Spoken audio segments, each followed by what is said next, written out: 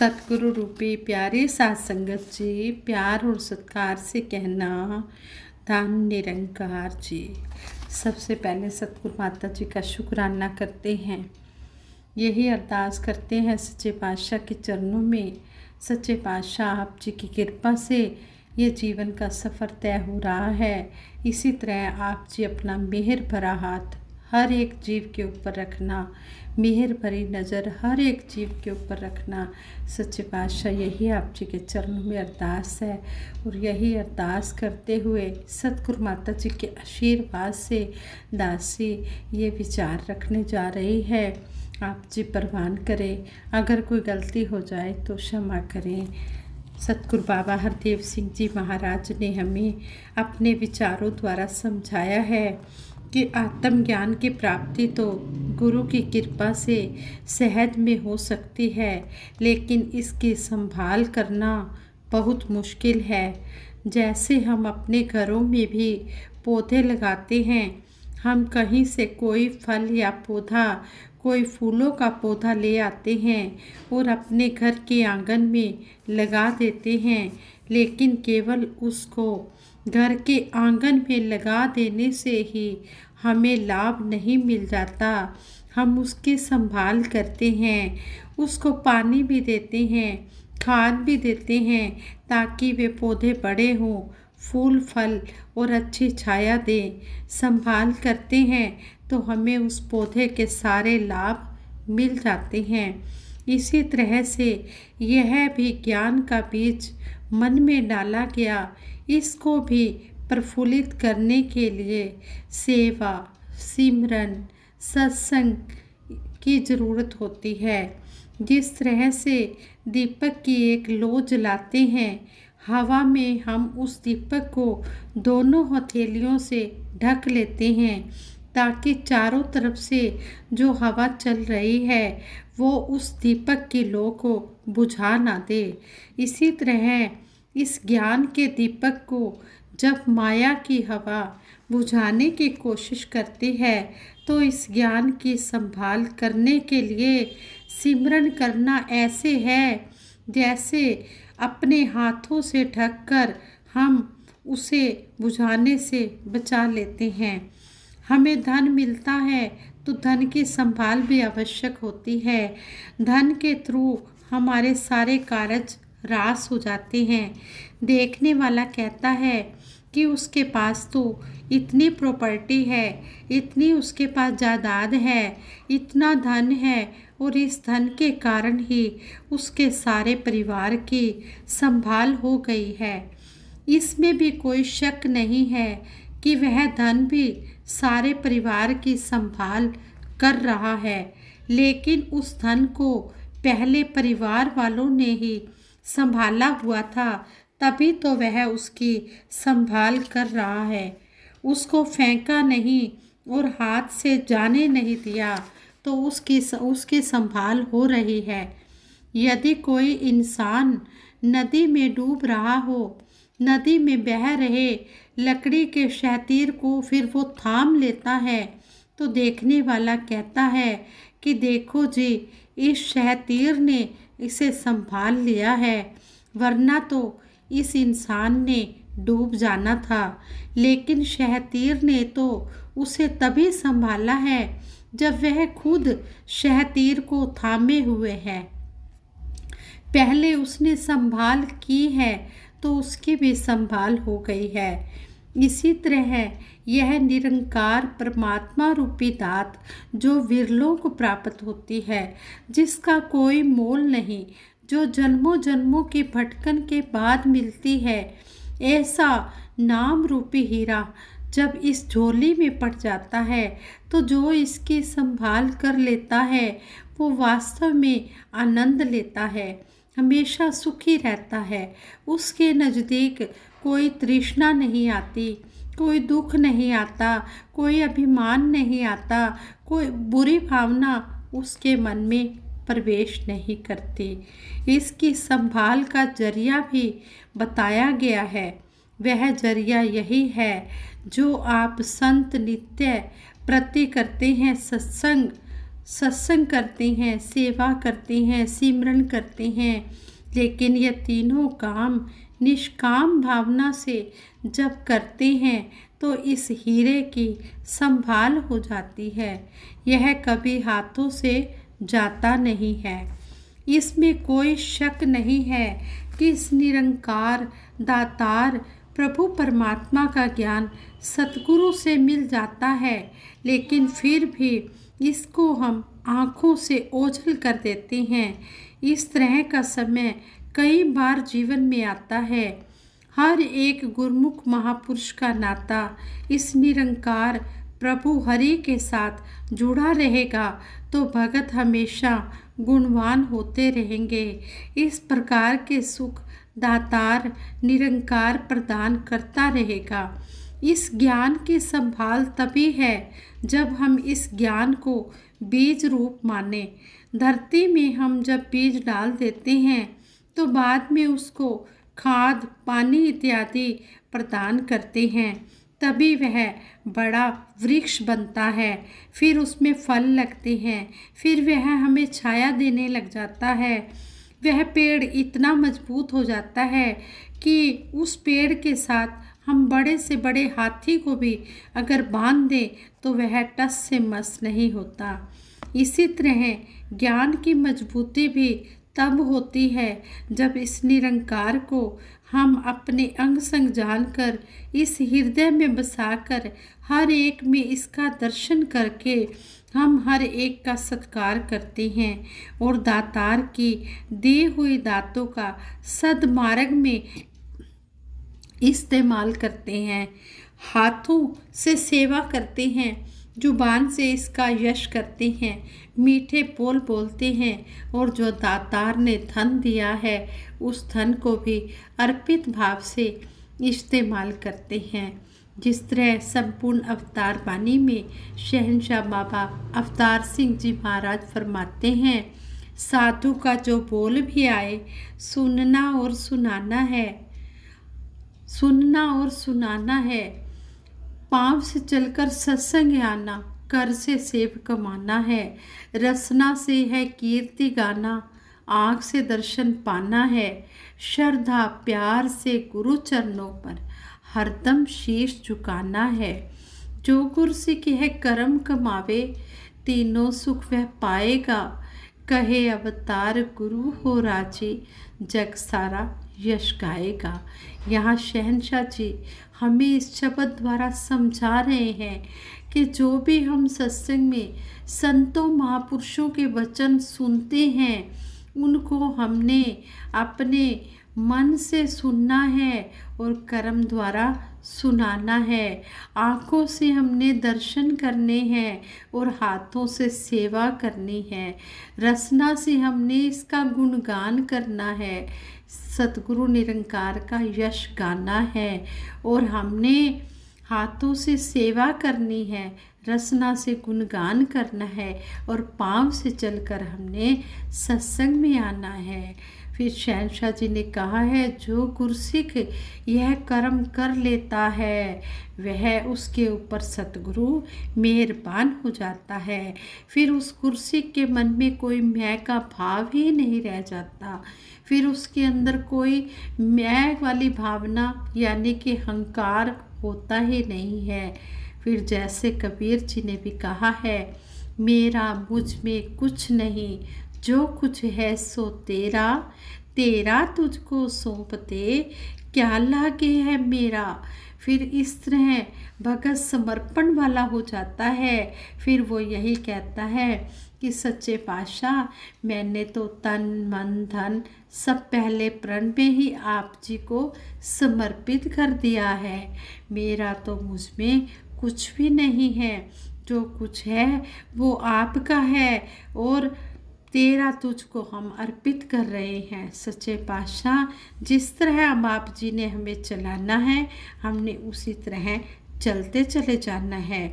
जब इंसान का इस तरह निरंकार प्रभु परमात्मा के साथ नाता जुड़ जाता है, उसकी आंखें संसार का दृश्य तो देखती हैं लेकिन निश्चय इस एक के ऊपर ही होता है।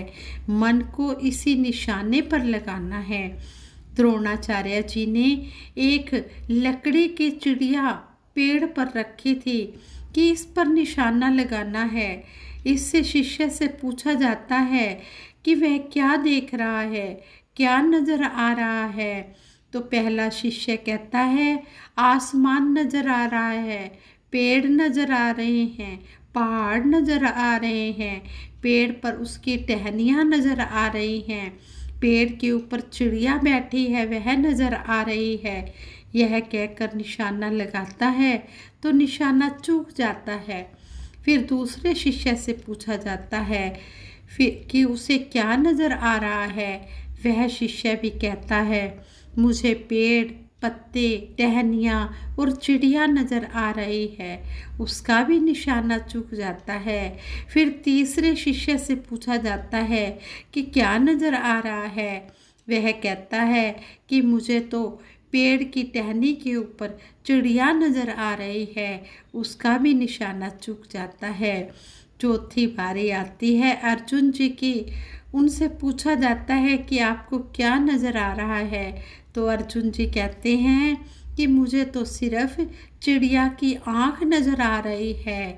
परिणाम यह हुआ कि वह निशाना सीधा आंख पर जाकर लगा।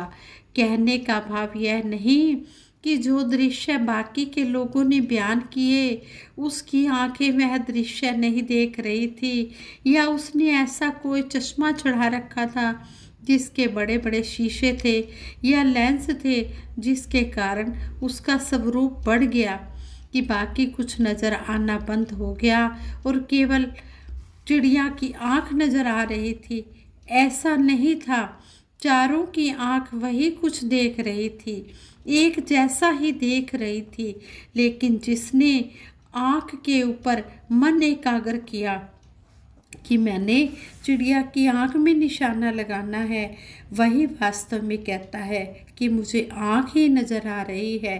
उसी ने ही सफलता हासिल की, उसी ने अपना लक्ष्य प्राप्त किया।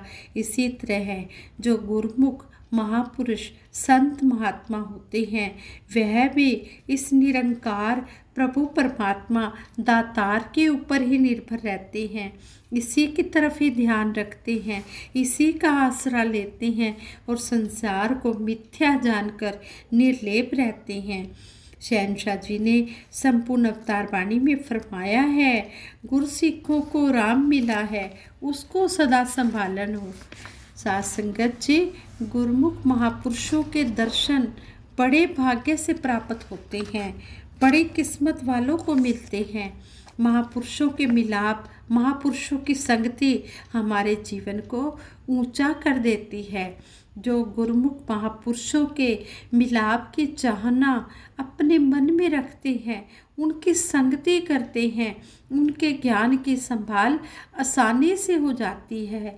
तभी तो कहा गया है सेई मिलामी जिन्ना मिलिया तेरा नाम चितावे। हे सच्चे पातशाह, हे दातार, हे निरंकार प्रभु परमात्मा, ऐसे भक्तों महापुरुषों से हमारा मिलाप कराना जिनके मिलने से और किसी चीज़ का नहद नहीं बल्कि तेरा ही ध्यान आता है। जिस तरह से हम मार्केट में जा रहे हैं तो सामने कोई महापुरुष आता दिखाई देता है, जैसे ही वह हमारे सामने आता है हमारा और किसी चीज़ की तरफ ध्यान नहीं जाता कि इतने मकान हैं उसके, इतनी कोठियां हैं उसकी, इतनी उसकी रिश्तेदारियां हैं, बल्कि उसको देखते ही पहले जो ध्यान आएगा वह यही है कि यह देखा हुआ महापुरुष आ रहा है। हम एकदम उस महापुरुष को देखते हैं तो इस निरंकार का ध्यान आ जाता है। अभी वह महापुरुष हम तक पहुंचता नहीं, हम मुंह से कुछ नहीं कहते, परंतु मन से पहले ही धन निरंकार कहना शुरू कर देते हैं। इसलिए महापुरुषों ने, संतों ने हमेशा साथ संगत की विशेषता बताई है कि साथ संगत के बिना पार उतारा नहीं है। भक्ति की रंगत भी तभी चढ़ती है, ब्रह्म ज्ञान भी तभी फलता फूलता है जब साथ संगत की जाती है, जब सेवा की जाती है, जब सिमरन किया जाता है। जिस तरह से हम अपने घरों में कुछ पौधे लगाते हैं, हम पौधे लगाने तक सीमित नहीं रहते, उनको पानी भी देते हैं, खाद भी देते हैं, चारों तरफ बाड़ भी लगाते हैं ताकि कोई पशु उसका नुकसान ना कर सके। इसी तरह से इस ज्ञान रूपी पौधे को भी सही मायनों में अगर हम बड़ा बनाना चाहते हैं तो हमेशा संतों महापुरुषों की संगति ही हमें ऐसी अवस्था प्रदान कर सकती है, क्योंकि बिन सत्संग विवेक ना होई, बिना सत्संग के विवेक मन में आ ही नहीं सकता। जिस तरह चंदन के पेड़ के पास जो पेड़ पौधे उग जाते हैं उनके अंदर भी चंदन की खुशबू भर जाती है, इसी तरह से जो मन निमाणा बन के सीखने की भावना से संतों महापुरुषों की संगति कर लेता है उसमें वो गुरुमुख वाले गुण प्रवेश कर जाते हैं। लेकिन जो अभिमानी होता है, जो कठोर होता है, अहंकारी होता है, अपने आप को पूर्ण मानने बैठा है, उस पर कोई प्रभाव नहीं पड़ता। जितनी वनस्पति है उसमें तो चंदन की खुशबू प्रवेश कर जाती है, लेकिन बांस कठोर होता है, उसमें चंदन की खुशबू प्रवेश नहीं कर पाती है। इसी तरह जो भी अहंकारी होता है, अपनी विद्या का घमंड जिसने किया है, अपनी लियाकत का मान किया है, जिसने धन दौलत का मान किया है, अपने शरीर की ताकत का अभिमान किया है, ऐसे अभिमानी इंसान में सद्गुण कभी भी प्रवेश नहीं कर सकते। साथ संगत कामधेनु हुआ करती है, ये अपना फल दिए जाती है, लेकिन ज़रूरत होती है निमाणा बनने की।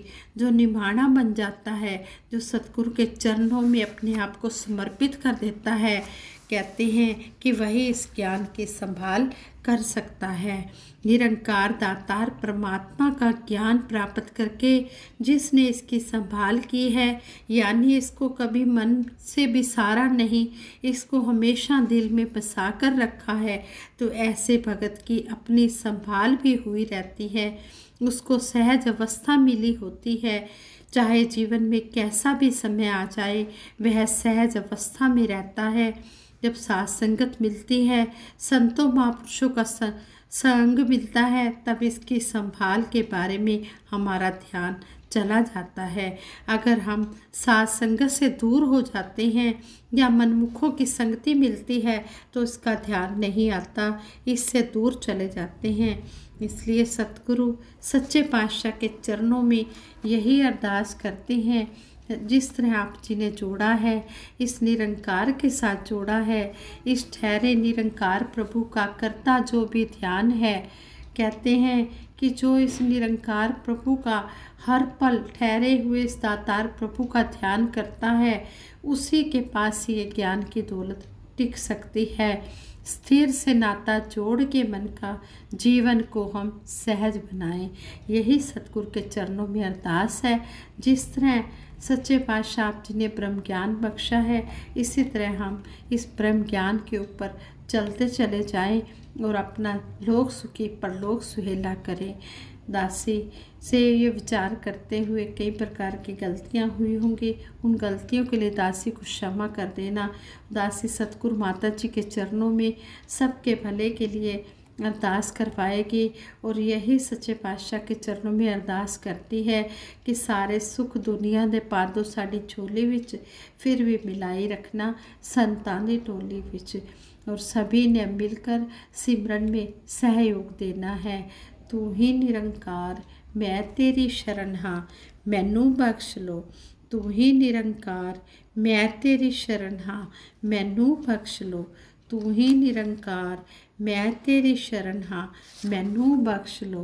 तू ही निरंकार मैं तेरी शरण हाँ, मैनू बख्श लो। तू ही निरंकार मैं तेरी शरण हाँ, मैनू बख्श लो। बोलिए सतगुरु माता सुदीक्षा सविंदर हरदेव जी महाराज की जय। निरंकारी राजमाता गुरु बचन अवतार की जय।